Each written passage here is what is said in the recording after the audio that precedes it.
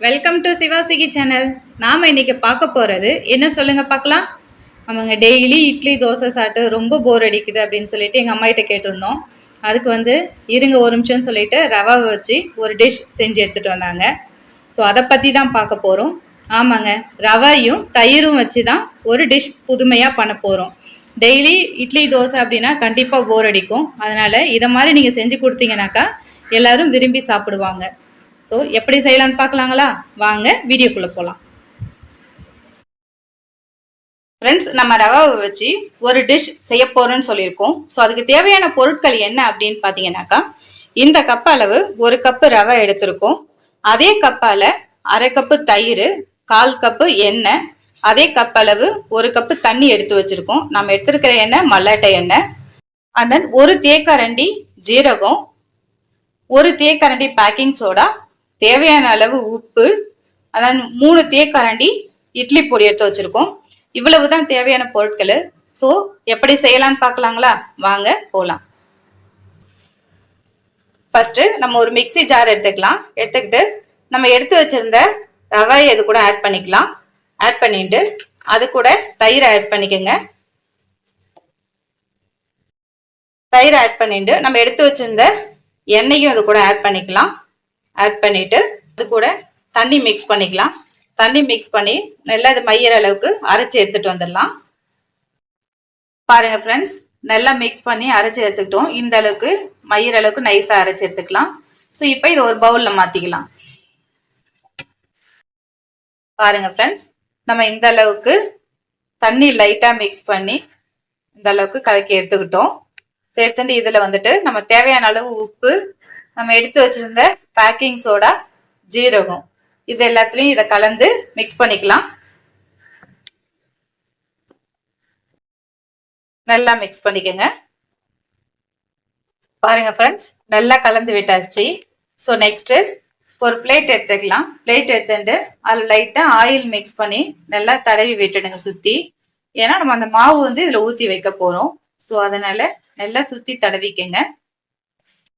மாவு நல்லா சுத்தி வர மாதிரி நல்லா ஊத்தி விட்டுக்கோங்க. பாருங்க எந்த அளவுக்கு ஊத்தியாச்சுன்னு சொல்லிட்டு.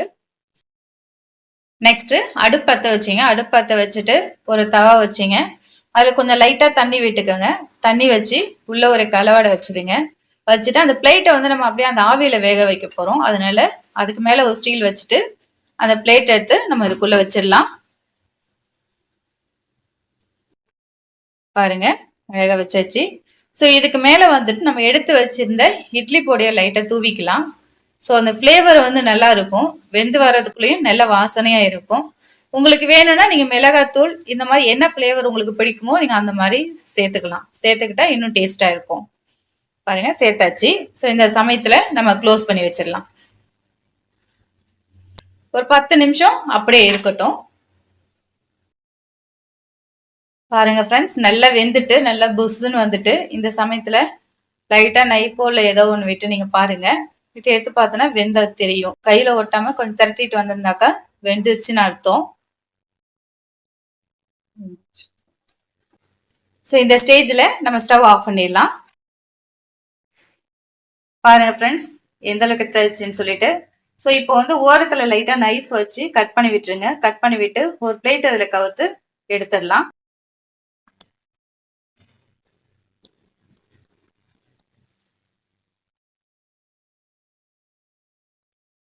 பாருங்க எந்த அளவுக்கு அழகா வந்துருச்சு. பார்க்கறதுக்கு கலர்ஃபுல்லாவும் இருக்கு. பாருங்க பார்க்கறதுக்கே கலர்ஃபுல்லா இருக்கு. ஜீரகம்லாம் பார்க்கறதுக்கு எவ்வளவு அழகா இருக்கு சொல்லிட்டு. ஸோ இப்போ இந்த ஸ்டேஜ்ல நம்ம நம்மளுக்கு எந்த சைஸ்ல வேணுமோ நீங்க அந்த மாதிரி கட் பண்ணி எடுத்துக்கலாம். பாருங்க ஒரு நைஃப் வச்சு நீங்க கட் பண்ணி எடுத்துக்கோங்க. உங்களுக்கு பீஸா மாரி வேணுனாலும் பீஸா மாரி கட் பண்ணிக்கலாம். ஸோ பார்க்கறதுக்கு நல்லாவே கலர்ஃபுல்லா இருக்கு. பார்த்தாலே சாப்பிடணும் போல தோணுது. பாருங்க நம்ம பீஸ் போட்டுட்டோம். ஸோ இப்போ நம்ம இதை பொரிச்சு எடுக்கணும் லைட்டா.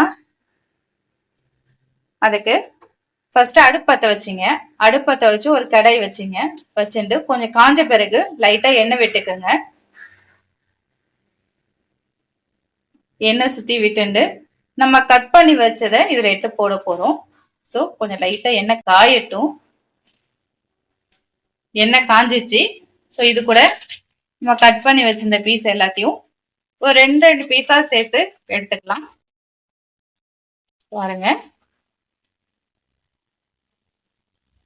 பாருங்க நம்ம சேர்த்தாச்சு.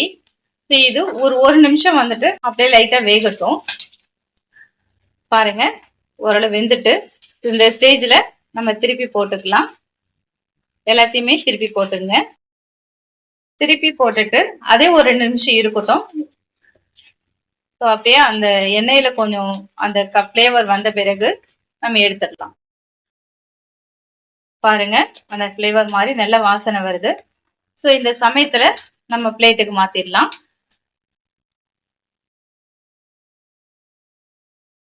பாருங்க ஃப்ரெண்ட்ஸ், நம்மளுக்கு ரெடி ஆயிடுச்சு.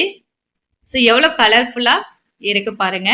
இதுக்கு நீங்க ஒரு மல்லாட்டை சட்னியோ இல்லை பொட்டுக்கடலை சட்னியோ வச்சு சாப்பிட்டீங்கன்னா செம டேஸ்டா இருக்குங்க. நீங்களும் செய்து சாப்பிட்டு பாருங்க. எப்படி இருக்குன்னு சொல்லிட்டு கமெண்ட் பண்ணுங்க, லைக் பண்ணுங்க, நம்ம சேனலை சப்ஸ்கிரைப் பண்ணுங்க. தேங்க்ஸ் ஃபார் வாட்சிங்.